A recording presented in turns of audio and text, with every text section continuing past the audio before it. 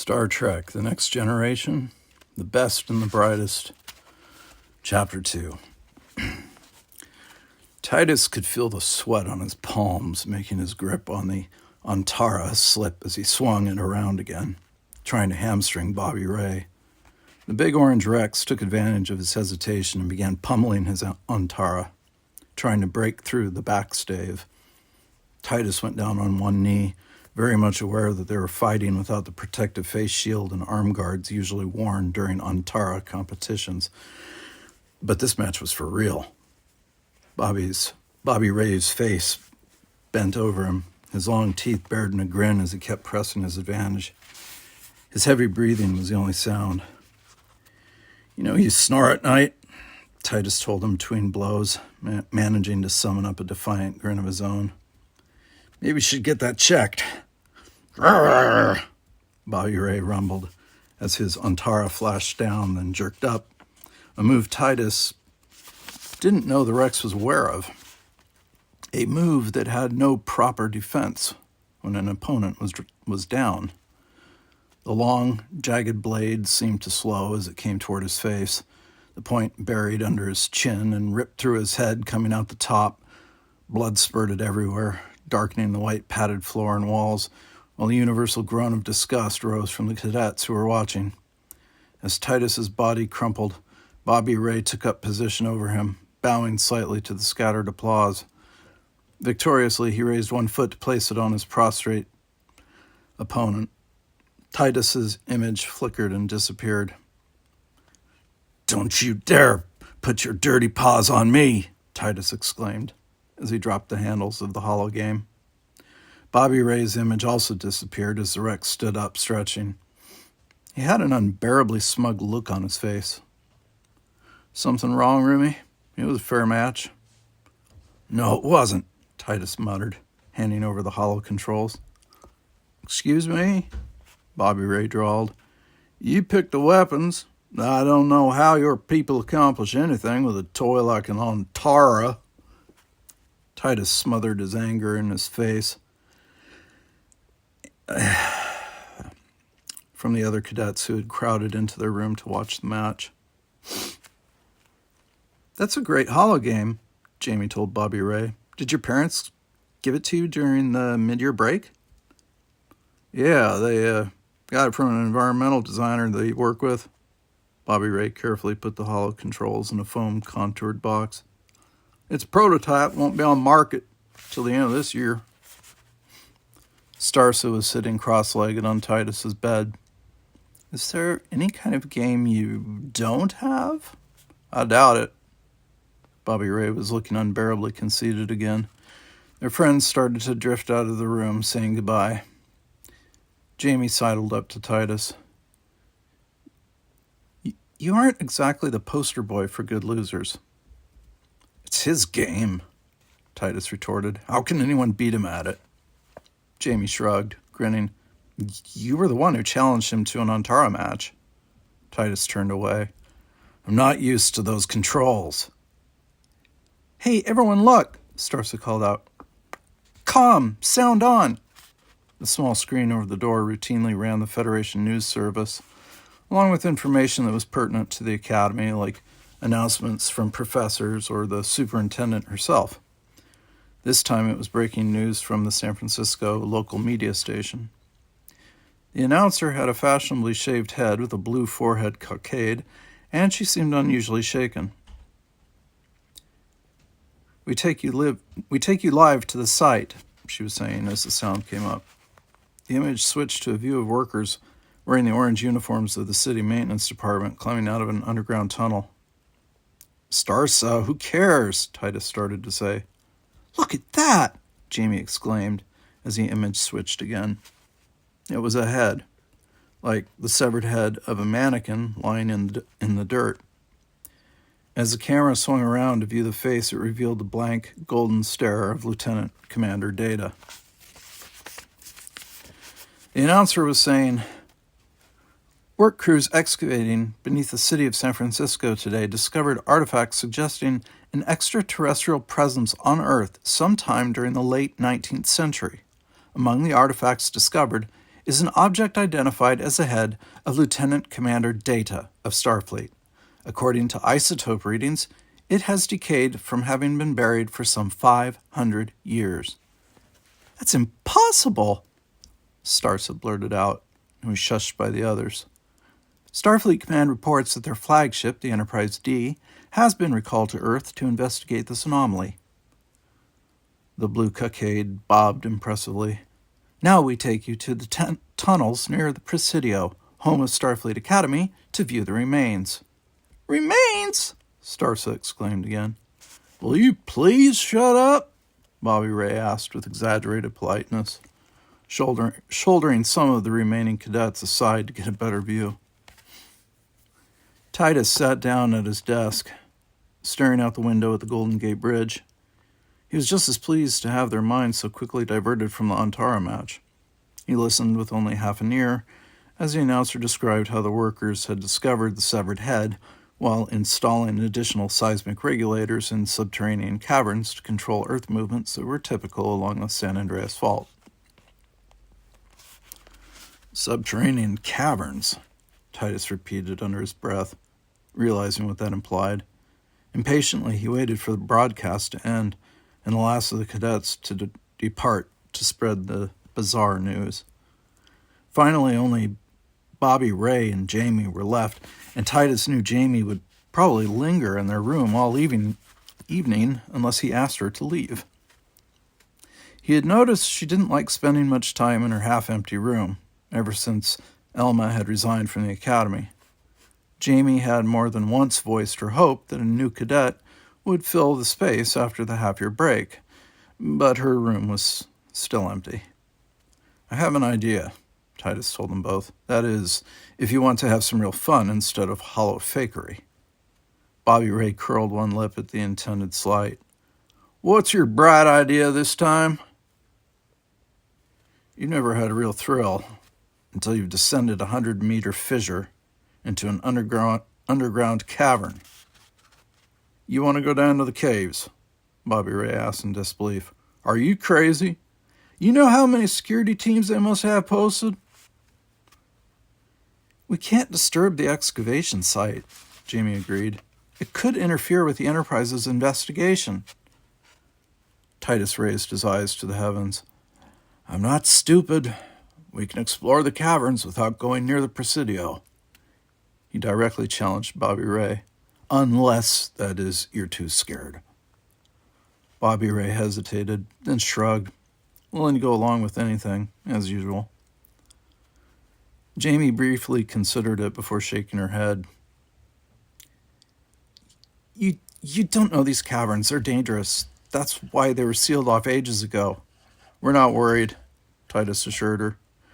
It's better to have 3 people on an underground exploratory team, but we'll go duo with you if we have to. Even if I did agree to go, you'd never find a way to get inside. Just leave that to me, Titus told them. I'll get us below ground, or I'm not an Antaranan. Titus had grown up in the human colony of Antaranan, more in the caves than on the surface, so he figured there was nobody better to find their way through these puny San Franciscan caverns than himself. His mother was a biospeleologist and had often taken him into unexplored caverns and passageways that riddled the crust of Antaranan, far beyond the familiar chambers used by the colony to grow the essential fungal meats and fragile vegetable matter away from the harmful solar rays.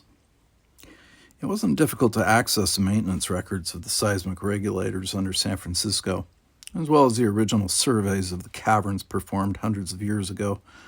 Most of the main access ports were in the heart of the city, the financial district, and Union Square, even the ancient yards of the Southern Pacific Railroad.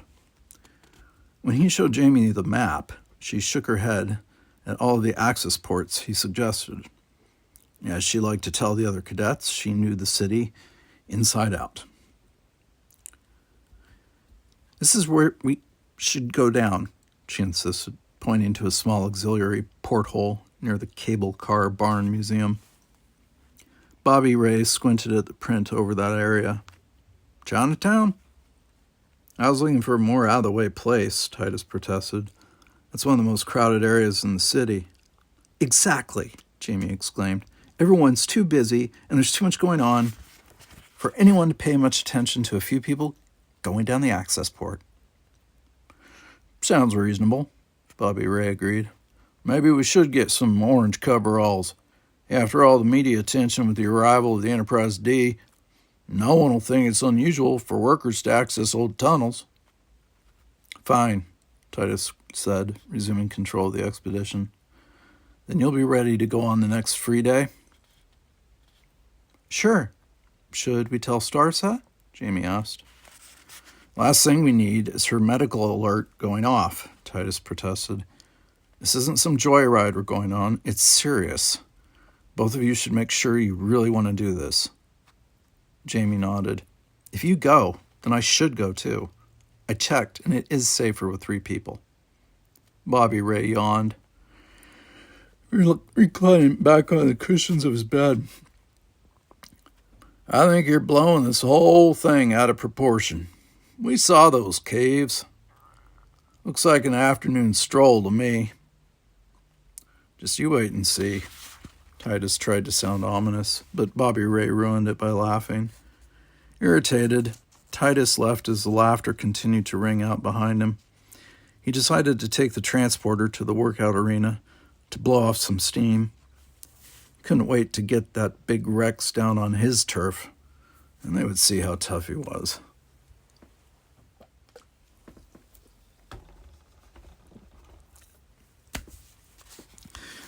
By the time their next free day came along, the Enterprise D had finished its preliminary investigation on Earth.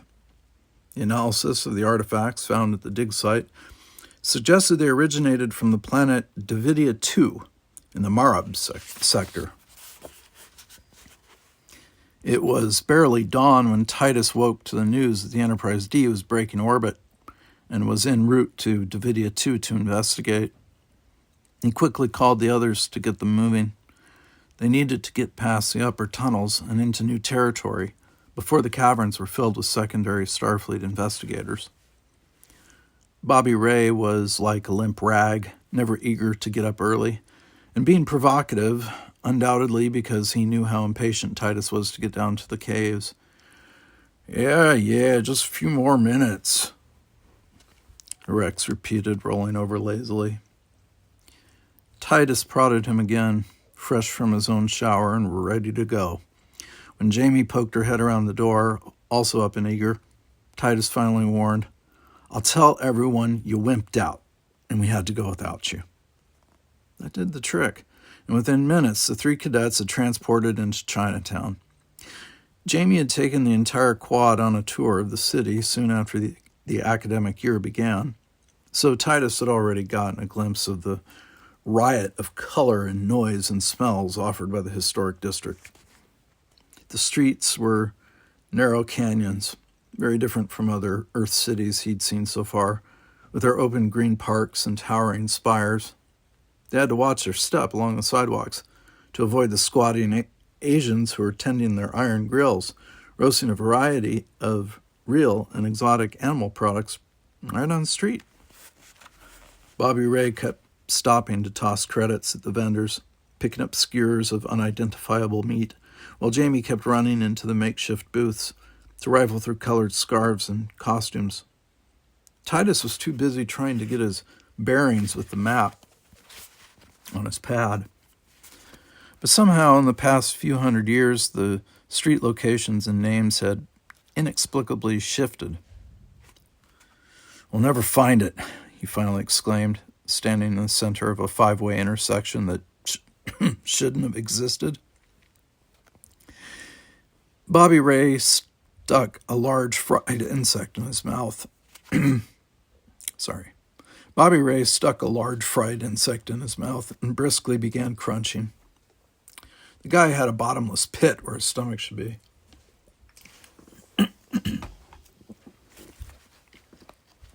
Close your mouth, Jamie snapped, obviously disgusted by the sight of legs and feelers being randomly mashed around in the Rex's mouth. Want one? Bobby Ray asked, offering her a plastine container that was piled with the desiccated bodies of Terran grasshoppers. You know, Jamie told him with a wicked glint in her eye, you shouldn't wear that color. Orange on orange makes you look like a big Zarkadian squash. Will both of you pay attention? Titus demanded. We're going to have to pick another access port.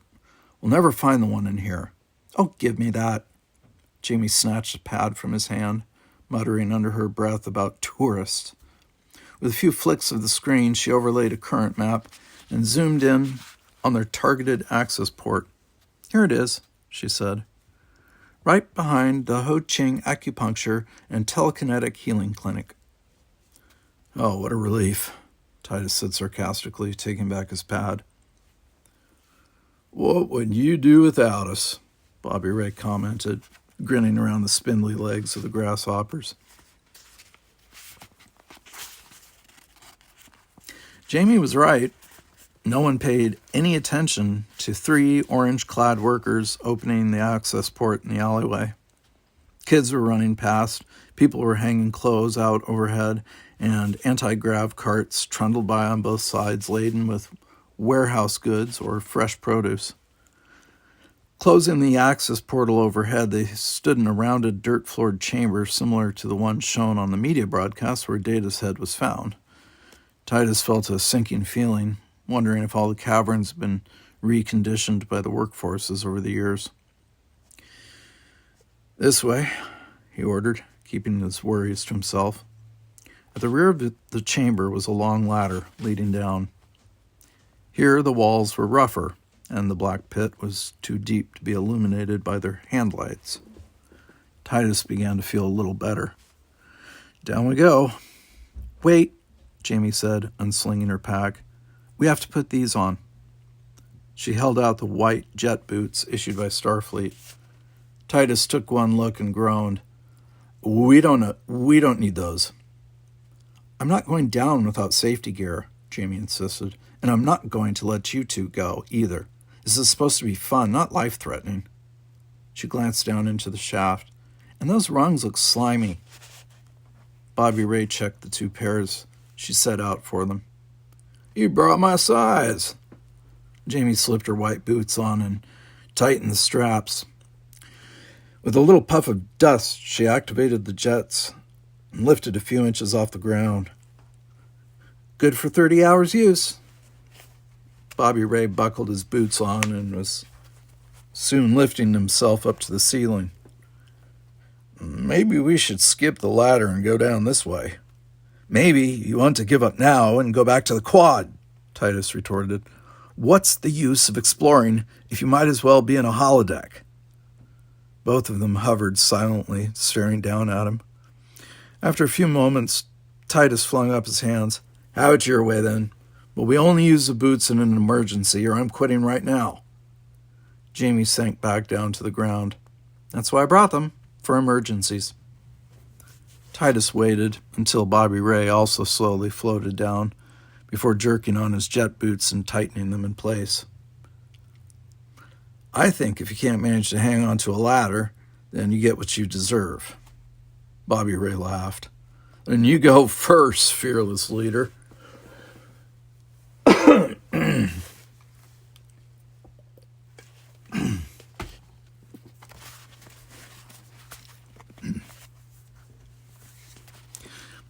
Titus had the satisfaction of hearing the Rex's laughter abruptly end as they started down the ladder. For most humanoids, any sort of vertical drop offered to test the nerves, especially when you couldn't see the bottom. The light at the opening at the top dwindled as they descended. He skipped several side tunnels that went in the direction of the Presidio and Starfleet Academy, choosing to go as deep as he could. The fracture widened at the bottom, becoming more rugged and raw. They climbed through a steeply inclined crack into an underground canyon that stretched as far across as the Academy Assembly Hall.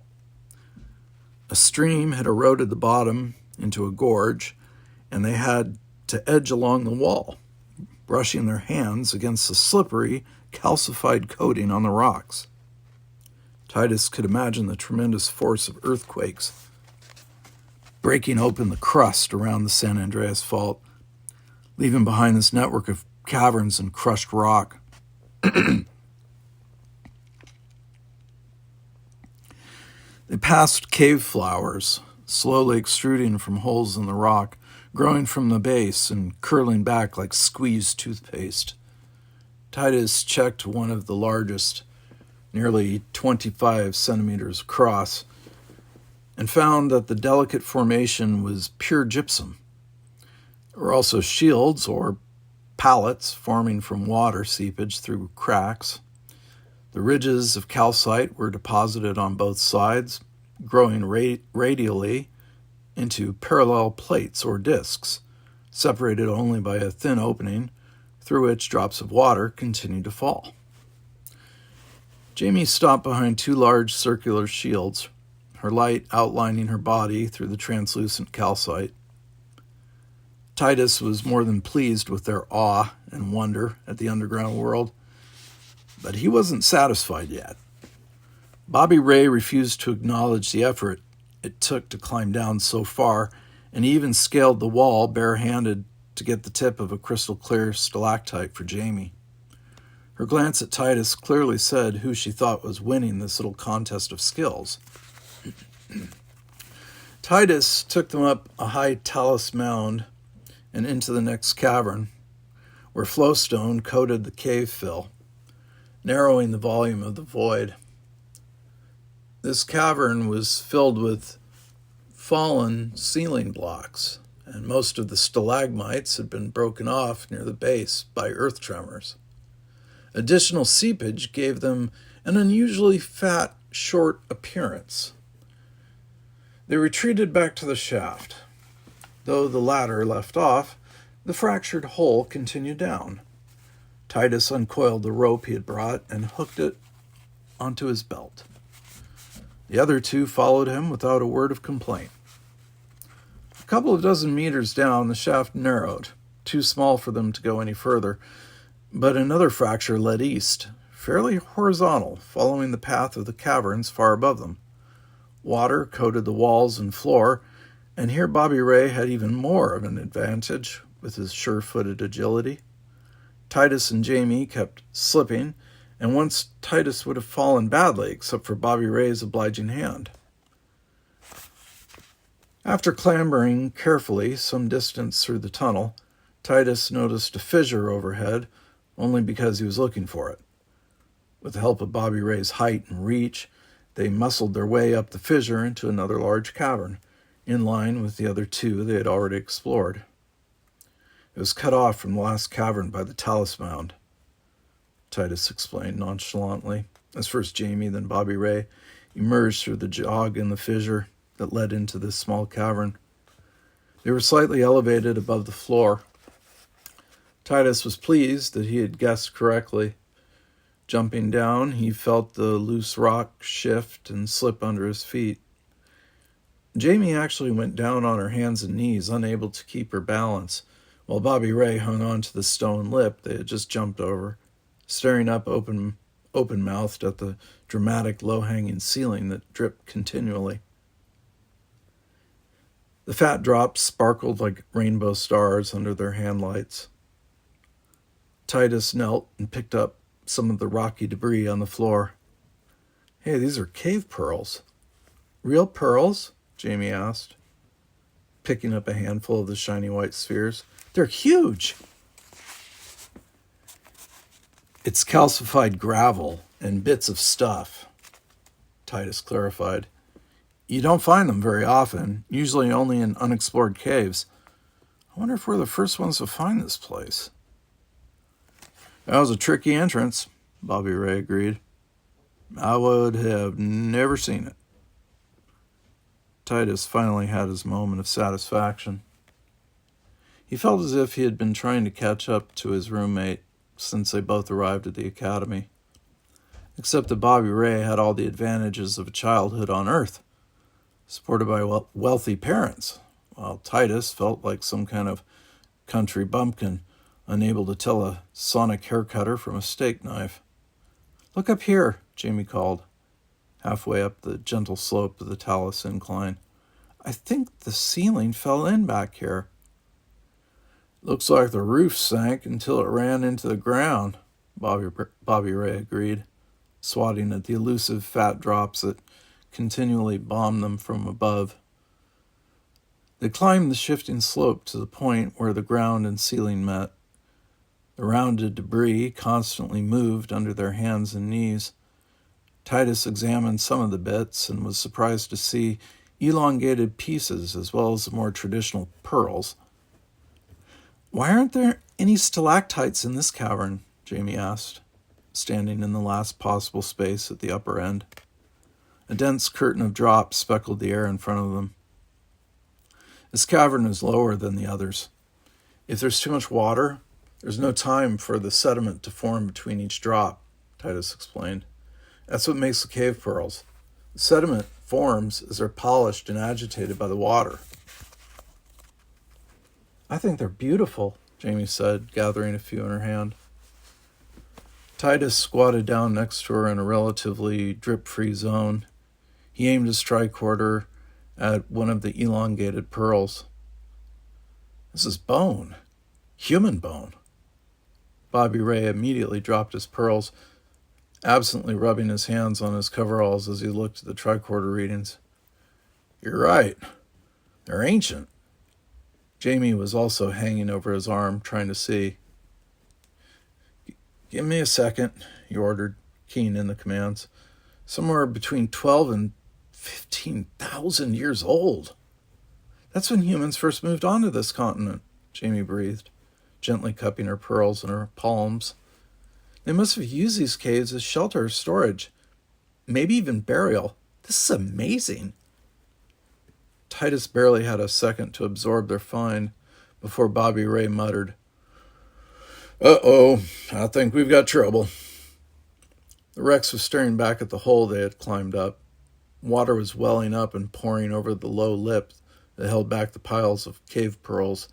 It made a rushing sound as it disappeared into the cave pearls piled on the floor. "Oh no," Titus exclaimed, running back down to their only entrance to the cavern. Now it was full of water. Even worse, water continued to pour over the stone lip and began to rise among the cave pearls. Soon it had flooded the shallow basin and was rising higher, filling the cave. "What's happening?" Bobby Ray cried in true panic. "How are we going to get out?" Jamie dipped her fingers in the water, sticking them in her mouth. "Salty." "That's what I was afraid of. The tide must be rising." They both turned to look at Titus, mutely demanding that he do something. He knew he probably looked as panicked as Bobby Ray. "The tide?" "Yes, the tide's coming in," Jamie repeated, frantically scrambling through the cave pearls to the wall, searching up it with her handlight. "I don't see a high water mark anywhere. Is it possible?" "You mean this whole cave gets filled with water?" Bobby Ray asked in a high voice. Titus could only shake his head. "I don't know. We don't have oceans on Antaran." "What?" Jamie shrieked. "You brought us in here, and you didn't know what you were doing?" Bobby Ray leaned over the hole, digging at the rising water with his hands. When he came up soaked, with his fur sticking out in clumps and clinging to a surprisingly skinny neck, Titus had no urge to laugh. The fear in the Rex's eyes was too real. "I'm going in," Titus said, suddenly feeling much calmer, knowing that he had to take control. He got them into this mess. "You'll drown," Jamie cried out. "That tunnel we came down, it's lower than this cave. It must be filled with water, too." Titus swallowed, remembering how long the tunnel was. "We may not have oceans on Antaran, but that doesn't mean we didn't have water. I'm a good swimmer." "I'm not," Bobby Ray wailed, trying to shake the water from the fur on his hands. He was shivering and wet through. "Get up to the top," Titus ordered. "I'll have you beamed out of here in no time." The other two cadets reluctantly retreated as he flung gear from his pouch, water flask, extra rope, leaving only the necessities with just enough room to spare so he could wedge his jet boots in. Standing hip deep in the hole, wincing from the biting cold water, he glanced back up at the cadets. "Hang tight." They didn't look reassured. Taking a deep breath, he ducked under the water. Immediately he knew it wouldn't work. The surge of water welling up carried him back to the surface. As he broke into the air again, he was saying, "All right, it's all right. I've got an idea." He quickly removed the jet boots and strapped them on. Water was nearing his waist now. He didn't care if it killed him. He wasn't going to give up this time. Diving down head first, he got around the jag and the fissure and then turned on the boots. The jets churned the water and almost drove him into a rock wall, but he eased off the power and used his hands to guide him down to the tunnel. Underwater, even with the handlight, he could hardly see. So he groped his way down, feeling the scrape of rocks against his coveralls as the boots propelled him through the water. He knew he had reached the tunnel by the strong surge of the current pushing him in the direction he wanted to go, but he was running out of oxygen. His jaw clenched as he gunned the boots, squinting his eyes against the pressure of the water as he shot through the murky light cast by the glow of the jets. Everything was getting dark and hazy, and his chest seemed ready to burst. Titus wasn't sure he was going to make it to the vertical shaft.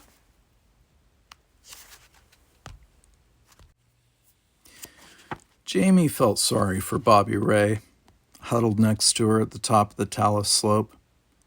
"Maybe it won't reach this far," she offered. Bobby Ray was wiping at his fur with the fleshy palm of one hand, smoothing and smashing it, pressing all the water out. Then he would twitch and shake, making the damp hair stand out again. Then he would pick another patch and begin the whole process over again. It seemed like more a nervous reaction than an effort to dry himself.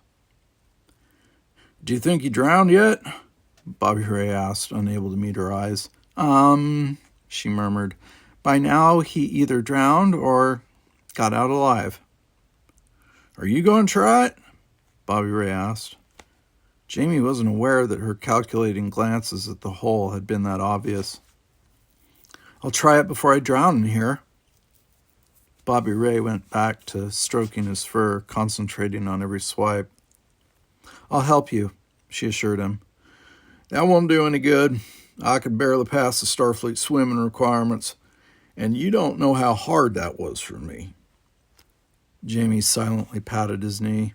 She wasn't sure she could make it, but every bit of her mind and body was focused on that hole, ready to dive through the water and turn on her jet boots, just as Titus had done, even if it killed her, because that was better than sitting here until the water rose up around her chin. "I just wish I knew if he made it," she murmured. "Wait a few more minutes. Maybe he's at a public transporter terminal right now. There was one right outside the access port." They both stared at the hole. The shaft was full of water, too. Titus desperately rubbed the boots, aiming straight up. His hand clenched on the control so tightly that even if he drowned, he knew he would surface. When he thought he was passing out, he broke into air. A shower of water rose with him, and his surge in speed left him gasping and laughing, and when he finally could, crying out in relief. Arrowing up, he raised both arms, trying to pick up more speed, thinking about Jamie and Bobby Ray back in that death trap. He was going so fast that the opening approached before he realized it. Braking, he hit the ceiling and bounced down, managing to twist in midair so he'd land on the floor of the access entrance. Still panting and gasping, almost hysterical with his near miss, he rolled over in the dirt, trying to wipe away the muddy dust that settled on his face and eyes. When he could finally see, Starsa, Mal Enor, and Nevrio were several meters away, standing in the access room and staring at him. "What happened to you?" Mal Enor demanded. "What are you doing here?" Titus said at the same time. Starsa raised one hand slightly, blinking in amazement at his dramatic appearance. I listened outside your door the other night, and I heard you planning to come down to the caves without me. You what? Titus interrupted. I followed you, Starsa admitted. But then the hole started filling with water, and you didn't come out. We beamed over when she called us because we were afraid you're in trouble, Molly Enor added. Jamie and Bobby Ray. Titus forgot about Starsa's gross invasion of privacy. Just one of many. They're trapped in a cavern. We've got to beam them out fast. I already tried that, Starsa interrupted. You went below the network of seismic regulators. The active energy field is interfering with the sensor locks on the transporter. That's why we brought the sonic cutter, Rio agreed, as Titus clutched at his hair. Where?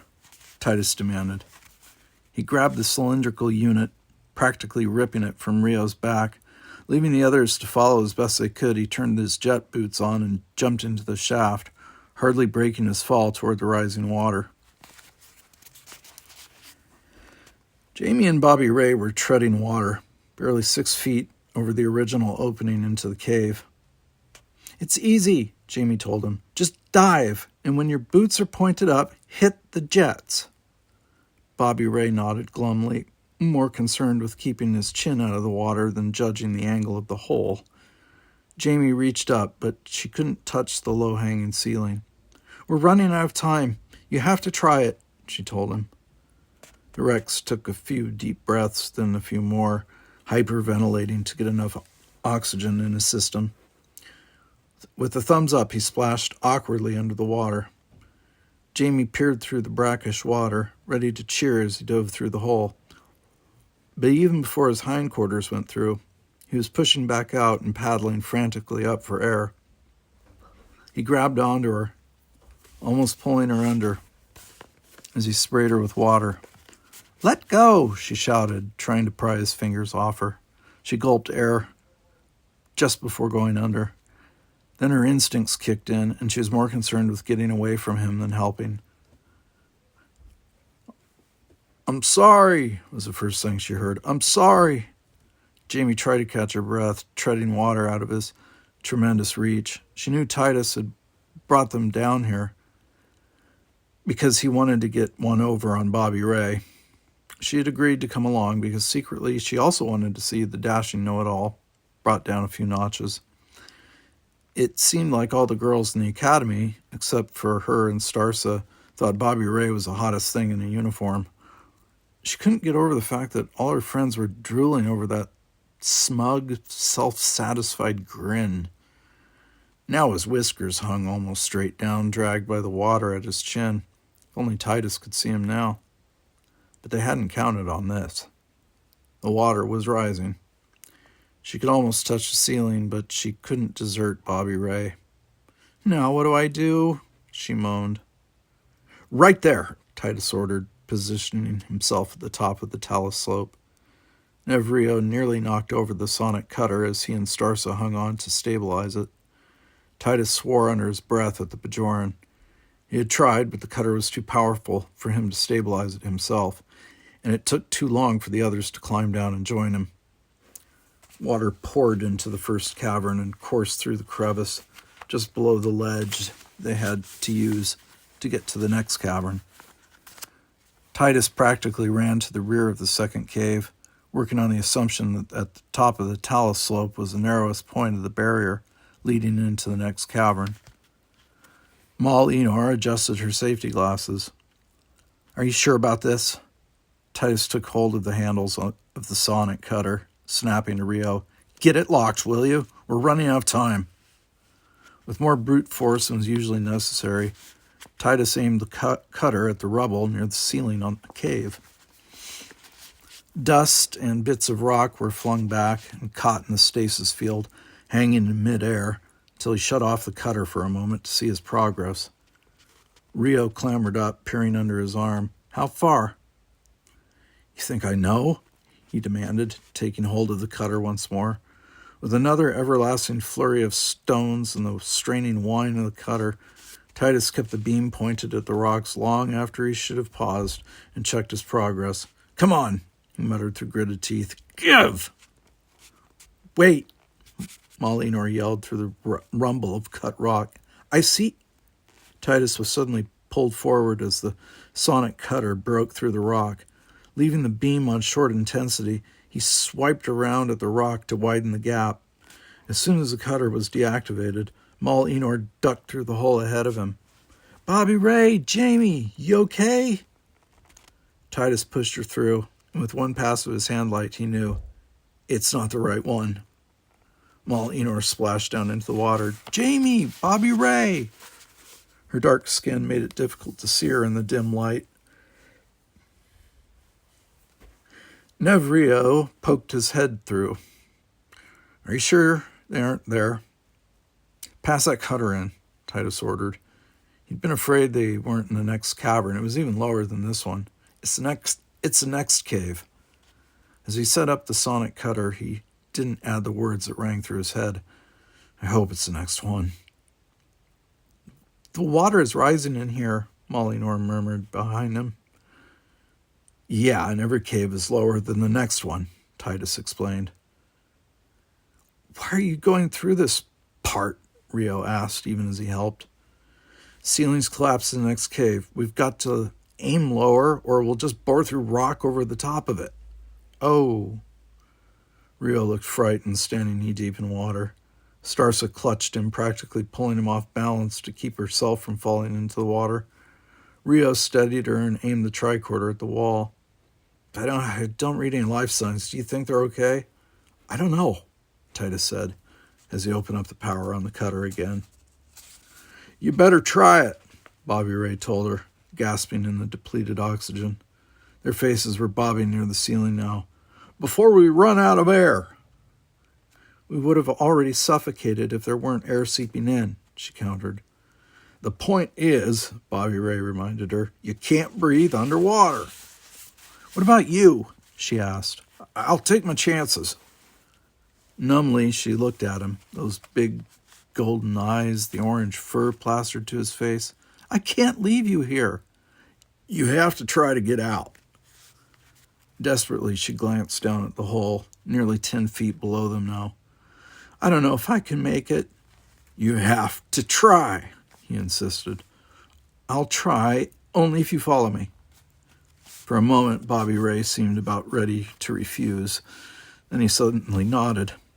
Sure, maybe I can make it if I follow you. Jamie narrowed her eyes. You serious?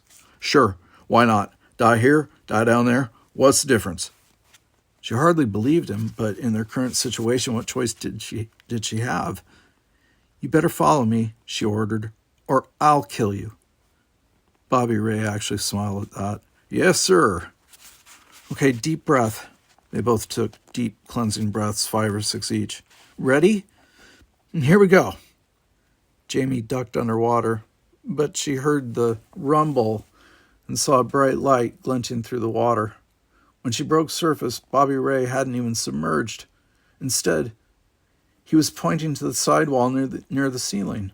A hole was opening up, and they were drawn along with the water pouring out of the cavern. Hello? A frightened voice called out. That's Molinor, Jamie cried out. We're here, Enor. They started swimming toward the hole and were easily sucked through with the water. Sitting on the rocks, hip deep in water, looking up at Molinor, Nevrio, Starsa, and Titus, all she could say was, What took you so long? Hey, Titus said defensively, I told you I'd take care of everything.